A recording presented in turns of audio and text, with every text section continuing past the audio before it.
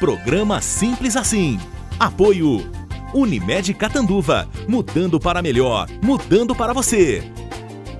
Instituto EDEC, desenvolvendo pessoas. Com a Biana, você brilha mais. Ótica Ocular, o seu estilo diferente de ver.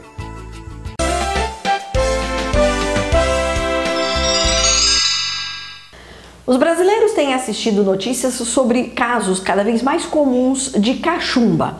Segundo notícias e dados de secretarias municipais e estaduais de saúde, mais ou menos 500% mais casos neste primeiro semestre de 2016 em comparação com todo o ano de 2015. Nós trouxemos a questão cachumba para o Dr. Arlindo Schizari, que é infectologista, professor na Faculdade de Medicina de Catanduva e que vai falar para a gente um pouquinho sobre essa doença. Dr. Arlindo, a cachumba é uma doença que eu até então achava que estava super controlada. Tomou vacina, pronto, acabou. Não é bem assim? Então, não é bem assim. Se acreditava realmente que a vacinação ela criava uma imunidade duradoura, né? Ou seja, quase que para a vida toda. E a gente está percebendo que não. Hoje, as pessoas que têm aparecido com casos de cachumba são pessoas, adultos jovens, né? Pessoas mais velhas que fogem daquela estatística de que não pegaria mais a doença. Que a doença atinge basicamente criança. Basicamente criança. Então a criança faz a sua vacina e aí existe a imunidade que não é mais duradoura, que dura aí talvez 20, 30 anos. E quando o vírus começa a circular, que a gente percebe isso, porque as pessoas começam a ficar doentes de cachumba, justamente essa população adulta. Porque está suscetível a esse vírus. Exatamente, está suscetível, ou seja, perdeu aquela cobertura vacinal e aí então a gente começa a ter casos de disseminação, que é uma doença que é um vírus de fácil transmissão. Bom, a gente tem um caso, o Bruno, que é um paciente de Catanduva, e contou pra gente como é que ele descobriu que ele estava com cachumba. O rosto começou a inchar primeiramente, né? E depois começou a fechar a garganta e começou a dar bastante febre. Eu cheguei à UPA e aí tava bem inchado mesmo já. Não descia nada, só água mesmo. E aí fez exame de sangue? Aí fez coleta de sangue e aí, no caso, constou que era cachumba mesmo. Então vamos lá, Dr. Arlindo, os sintomas que identificam que é uma cachumba. Como qualquer doença infecciosa, é muito comum o início com febre, mal-estar, dor de cabeça. E aí, isso assim, depois de algumas horas ou alguns dias, a pessoa começa a referir uma dor na região do pescoço. Especialmente aqui perto dos ouvidos, que é onde a gente tem a glândula parótida, que é a glândula mais acometida. Mas vale a pena lembrar que o vírus ele não acomete só esse tipo de glândula, né? Qualquer glândula do corpo pode ser acometida.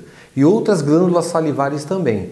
Então, as pessoas elas principalmente sentem a febre, dor no corpo, dor de cabeça e começa a ter um aumento, um abaulamento da região da parótida, que é a região aqui do pescoço. Do pescoço, mais para o lado lateral, aqui da mandíbula. Mas aí eu já ouvi relato também de íngua debaixo do braço, isso também pode ser uma reação normal do organismo, que é enfrentando um processo de infecção, de inflamação. Essas ínguas, né, que a gente chama na medicina de linfonodo, eles acabam crescendo e isso dói um pouco, incomoda.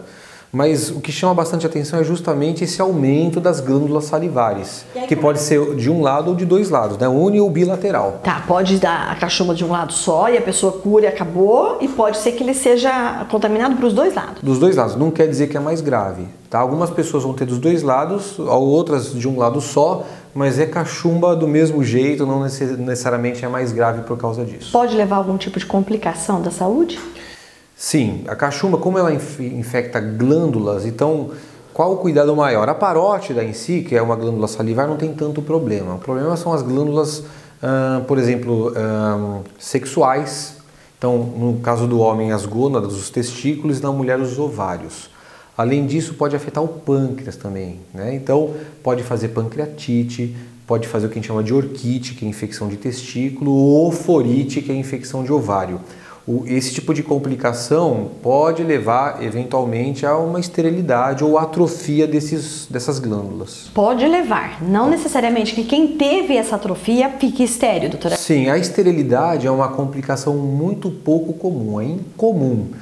O mais comum realmente é você ter infecção da glândula, você pode ter inflamação, dor, inclusive, e isso se resolve espontaneamente sem sequela nenhuma. Eventualmente, uma ou outra pessoa pode ter uma atrofia, uma diminuição da glândula e com isso ter uma dificuldade aí da parte reprodutiva.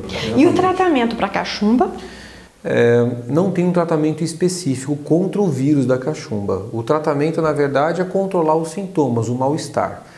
A infecção pelo vírus cachumba pode demorar para melhorar de 7 a 10 dias, ou seja, em torno de uma semana a pessoa tem mal-estar, dor na região da glândula, né, que está inflamada, pode ter dor abdominal. Então a gente oferece hidratação, medicamentos sintomáticos, antitérmicos e acompanha com exames por questão dessas complicações. E repouso?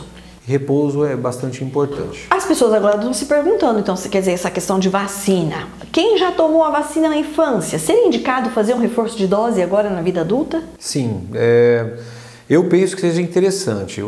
A vacina hoje tem se mostrado que não tem essa cobertura de 100% e muito mais assim uma imunidade que seja duradoura para a vida toda.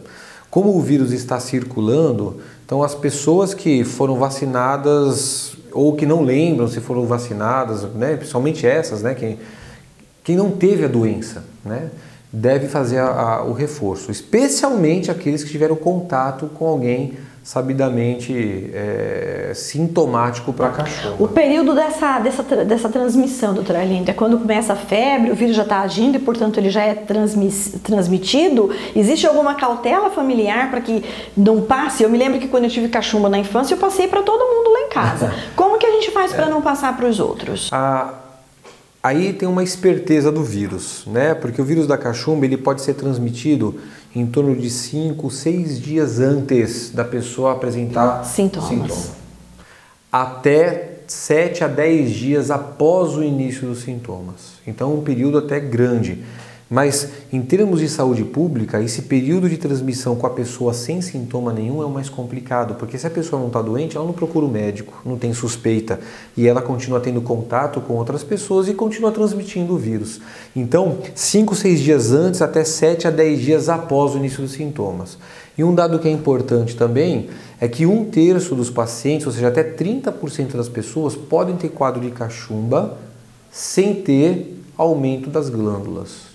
Ou seja, aparecer como um quadro de virose, por exemplo, febre, dor de cabeça, uma dorzinha de garganta, é cachumba, mas ela nem percebe ou nem pensa nisso porque não tem o aumento das glândulas. Então, 1/3 dos pacientes pode também passar desapercebido, o que também favorece a transmissão da doença. Mas em casa é bom isolar a pessoa, prato, talher, copo, ou não resolve? A transmissão da cachumba é por via respiratória, pelas gotículas, pela saliva. Então, a gente pede para evitar o contato com saliva. Então, talher, copo, a respiração muito próxima, com menos de 1 metro de distância, pode favorecer a transmissão.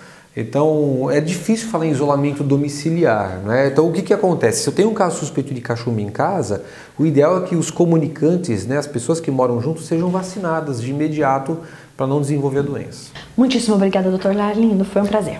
Prazer foi meu, que agradeço o convite. Programa Simples Assim. Apoio Unimed Catanduva. Mudando para melhor, mudando para você. Romanza Móveis Planejados, você totalmente satisfeito. Com a Biana, você brilha mais.